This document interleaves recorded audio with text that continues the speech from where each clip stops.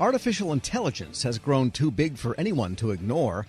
Now the Pacific Northwest National Laboratory has established a Center for Artificial Intelligence. Here with what it will do, the lab's chief scientist for artificial intelligence, Corley. Dr. Corley, good to have you with us. Thanks. I'm very glad to be here and share with you more about the Center for AI at PNNL. And we didn't mean to imply that you've been ignoring it until now and just getting into it, but a special center for it. Tell us why that's happening now. Sure. The Department of Energy's national laboratories, are a crown jewel of science and technology development for the United States and have been for quite some time. At PNNL, we're a Department of Energy Office of Science stewarded laboratory, which means that we have been developing analytics and science in service of the nation for quite some time, decades, in fact. What's different today is that as we're seeing all throughout business and industry and government, that AI is really having a significant impact across the range of missions that we have. At the laboratory, we have missions in scientific discovery, energy sustainability, and national security. And just by fact of the size of our organization, there are roughly 6,000 staff. About 2/3 of those are scientists or engineers just in our own laboratory, which is one of many national laboratories in the nation. And because of how we're organized, we have pockets of AI research, AI application, scientific discovery, AI engineering, and all the things in between that are really doing incredible work. But what we need to do now and why we created the center is really to help us aggregate that collective experience, be able to drive impact, elevate priorities, and really go after some really global challenges that are facing us. So then the center is a way to make sure that there is no duplication of effort, or will you actually do artificial intelligence research within the center itself?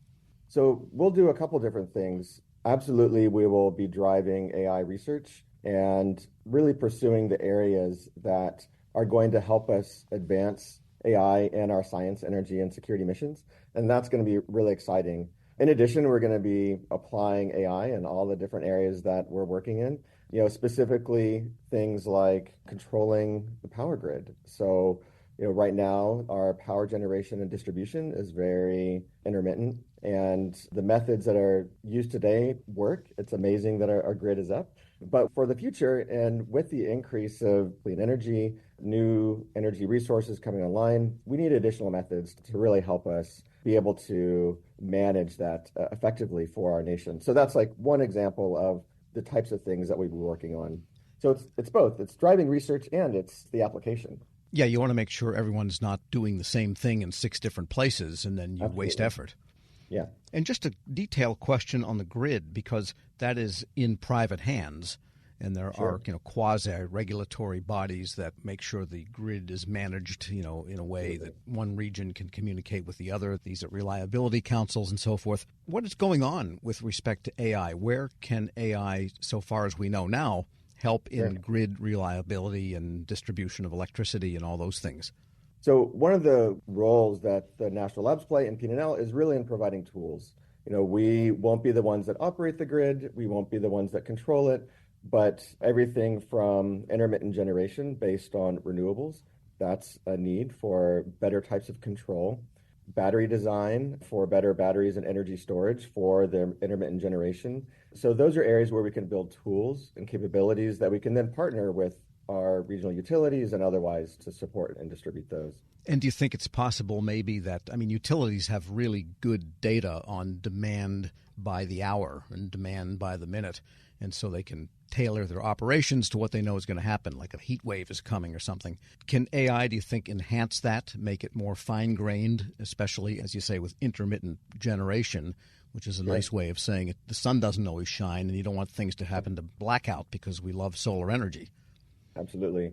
So kind of taking a step back and looking at what the needs are in artificial intelligence. Right now, we do have a need to do sub-meter resolution forecasting for weather. And today, that is such a challenge to do that with our current methods. We do a decent job, but I believe that the new class of AI that's coming online, the frontier AI that, we see commercial gains from it, with ChatGPT, you have to say that. But what does it mean for the sciences and for energy is equally compelling. It's Andrew Ng in 2017 said AI is the new electricity because it's going to touch everything that we do. And I do believe it's going to help us, at the large scale, where we do need tens of thousands of GPUs to train a model. That is the place where DOE traditionally has excelled with the exascale computing program and so forth.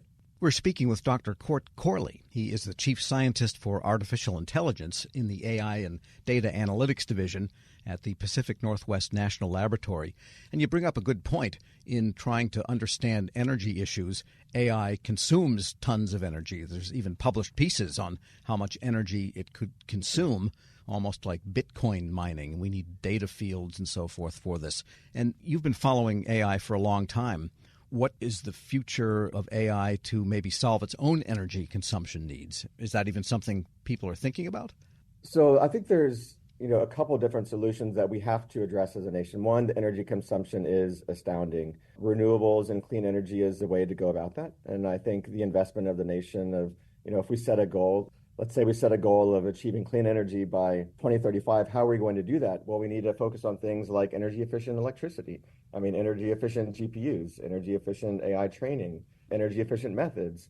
And even in the past 6 months, there's been advances in the AI research that shows you can have exceptional gains by building smaller models that are still just as worthwhile, but they're domain specific. And so perhaps there's a way that we can develop maybe more energy efficient methods that are going to help us in the long run reduce energy consumption. Because right now, yes, you are correct that the energy needs are quite astounding for these large systems. And have you found, too, that you don't necessarily need limitless data sets for every application, but maybe you get better training with more limited data sets and therefore less consumption? Absolutely. So there's one approach in the realm of scientific machine learning where we really constrain the models by the known laws of physics. We say these are the laws of conservation. And by incorporating those into the models themselves, absolutely we need less data, we need less compute, they become more understandable, which is really what we need for something that is so critical in a high consequence system, something that is going to behave in a way that is safe and secure and reliable. And by adding in physics, that's one way that we can do that to reduce the complexity within the system. And are there models, too, going to the large end of things where you would bring econometrics into energy modeling? For example, we could have clean energy tonight, except the economy would collapse and everyone would starve to death. So we don't want that either, because every gallon of gas, every cubic meter of natural gas that's consumed is someone pursuing their life's goals and their occupation. And so is that something people are looking at, is to have some kind of grand design so we could get better answers on how all of this can work? So it is a tough challenge. And for myself and our organization, we don't have economists necessarily on staff, but those are really critical questions that the nation is going to have to answer. One of the ways that we get around that, though, is through partnerships. As a national lab, we love our partnerships and rely on them to build complementary expertise in the things that we work on. One of the efforts we work on is with the other Office of Science and other national labs. For example, there's a new consortium called the Trillion Parameter Consortium that Argonne National Labs launched with Oak Ridge, and I think now there's 100 different joinees on it, and it's really about building models for science and energy in a way that are going to support the nation. And in those settings, I imagine because there's university partners, there's other entities involved, that absolutely those types of considerations would be able to be considered. Because from the PNNL standpoint, there are many domains really that go into energy. You mentioned batteries. Well, that's physics and chemistry, and the grid materials. And materials. So really, if you break down any of these domains, nothing is existing by itself. Absolutely. And one of the benefits of being at PNNL is we have amazing chemists and physicists and electrical engineers and computer scientists. And we're able to bring all of these individuals together in a way that is compelling to address a lot of these grand challenges. And where we don't, we partner and we work with universities and other institutions as well. And just getting back to the Center for AI there at the PNNL, who populates it? Are you drawing in people that were in other areas of PNNL doing AI, or bringing in new people? What are some of the functions? Sure. So the functions itself, absolutely, it's meant to be both a benefit to the outside and have a way for folks to see what we're doing in AI, but also internally, we do have members from across our different